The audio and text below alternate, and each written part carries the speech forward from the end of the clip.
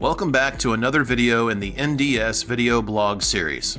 In this video, we're sharing helpful tips on choosing the best specimen type for your specific drug and alcohol testing needs.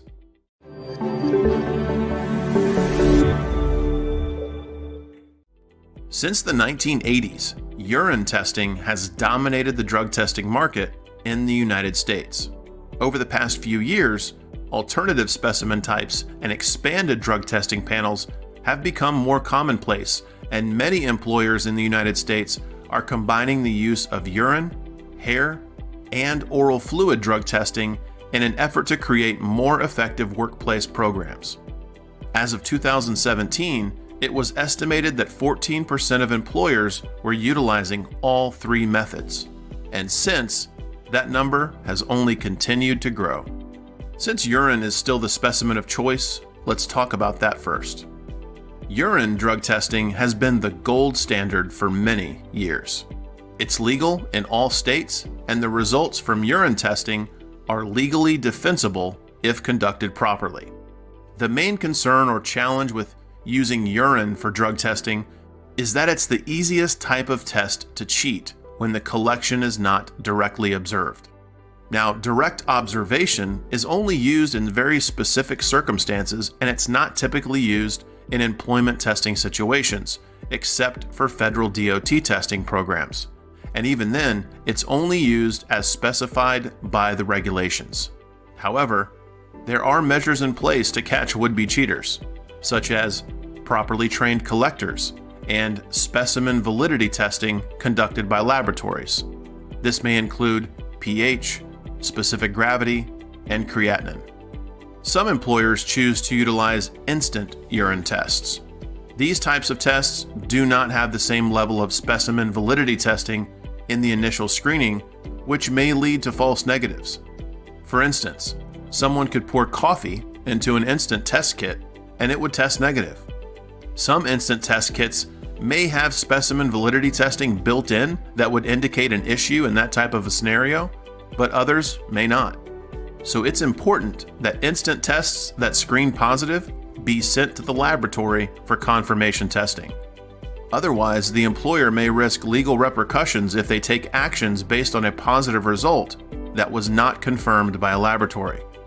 It is also important to note that some states do not allow instant testing to even be used for employment. Now, let's discuss a specimen that is currently one of the most in-demand and fastest growing specimen types today, and that is hair drug testing. Hair testing generally results in a higher positivity rate than urine specimens, which may be attributed to the fact that hair testing is significantly more difficult to cheat than urine testing. Hair also has a much longer window of detection, up to 90 days with 1.5 inches of hair, compared to 2 to 7 days for urine. And like urine testing, there are products available online that claim to beat hair drug tests, such as detox shampoos. But there's currently no evidence supporting the claims that these products actually work. Unlike urine testing, hair testing is not legal in all US states. In many instances, this is due to the state laws being written prior to hair testing being confirmed as an accurate and effective testing method. The state laws just haven't been changed to catch up yet. Hair testing is also not currently authorized for federally regulated testing, such as for DOT or Department of Transportation testing programs. But because of its valuable differences, many trucking companies have added hair testing to their company policy for it to be used in conjunction with the DOT-required urine-based testing. And for many companies, this has proven to be extremely effective in improving safety and reducing the number of active employees that test positive for illegal or illicit drug use. Now, let's discuss the third specimen testing type that's growing in popularity, and that is oral fluid drug testing. Oral fluid testing has been gaining popularity because it offers lab-based results with a minimally invasive collection process. And it also happens to be directly observed.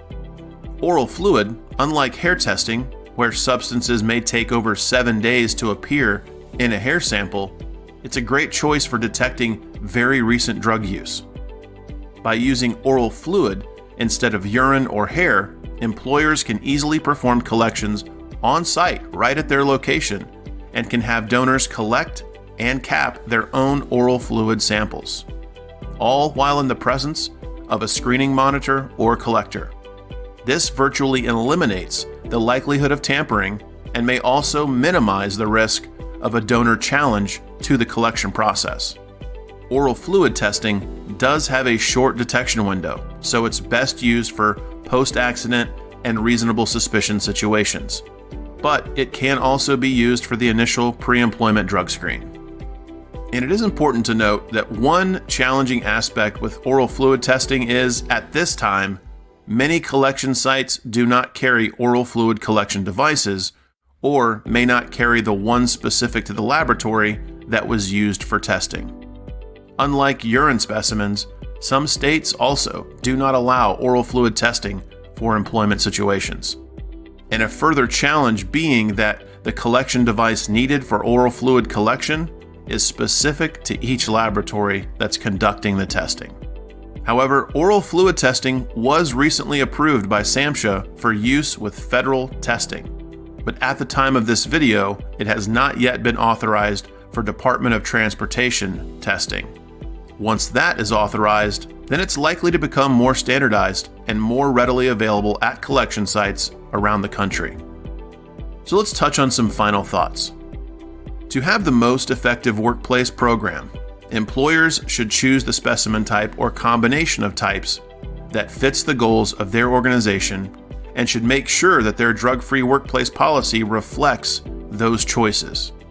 When changing or adding to your workplace program, it is also very important that employees are updated on these changes and they understand how it will affect them. We hope that today's video was helpful to you. If you have any lingering questions about the information we discussed on this video, we're just a quick phone call away. Please feel free to call us anytime at 866-843-4545. You can also search all of our helpful video topics at drugtestvideos.com. You can also find just about any information about drug testing on our blog, which we update regularly at nationaldrugscreening.com/blogs. As always, thanks for taking the time to watch this video. If you find it helpful in any way, hit that like button and consider sharing it on social media, via email, or even text message. And to stay updated, be sure to subscribe to the NDS YouTube channel.